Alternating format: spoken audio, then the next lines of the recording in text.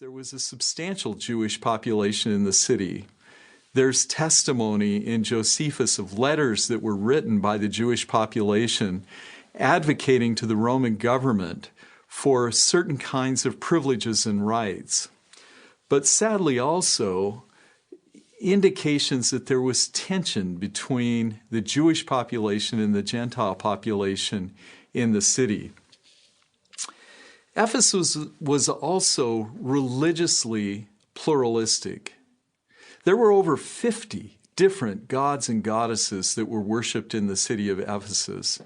This ranged from the Greek pantheon, including Zeus and Apollo and other Greek deities, to a variety of gods that were from Anatolia, including the great mother goddess of Anatolia called Kubeli.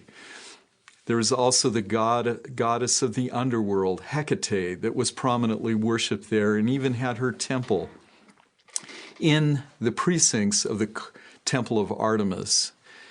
There were other Greek deities that were worshipped there, like Dionysus, very prominently. But even Egyptian deities were worshipped in Ephesus, like Isis and Serapis.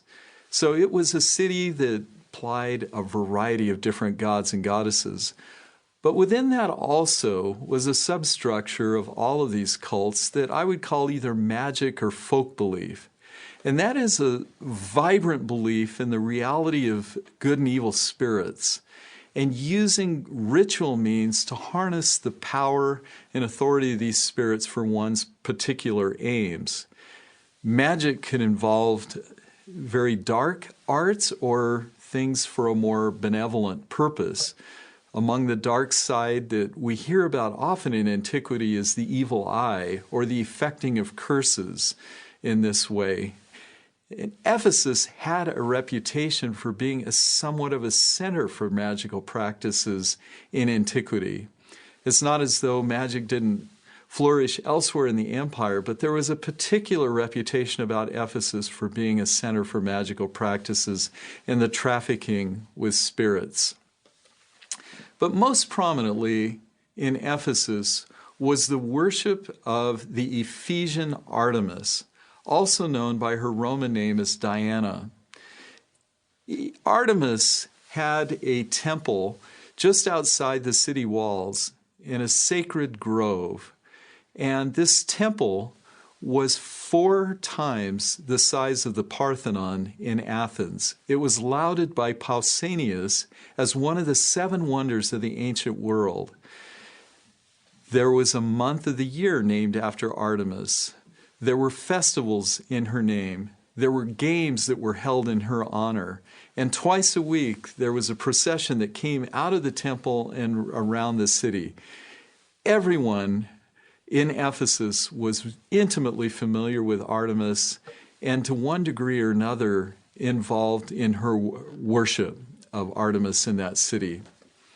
If you see an image of the Ephesian Artemis, you'll realize this goddess looks very different from the Greek Artemis. The Greek Artemis was a feminine figure, smooth flowing robes, but the Ephesian Artemis had a lot of ornamentation on a cultic image that she had. She had a skirt that was wrapped around her that had panels with images of different kinds of animals and wildlife, but they're interestingly pinned up in a posture of surrender to the goddess. Across her chest were the signs of the zodiac, indicating that she was queen of heaven and had the power over astral spirits and astral fate. She was also worshipped as a goddess of the underworld and could summon and invoke spirits to effect different kinds of things on her behalf. But across her chest were a variety of bulbous objects on her chest that some have thought represented female breasts.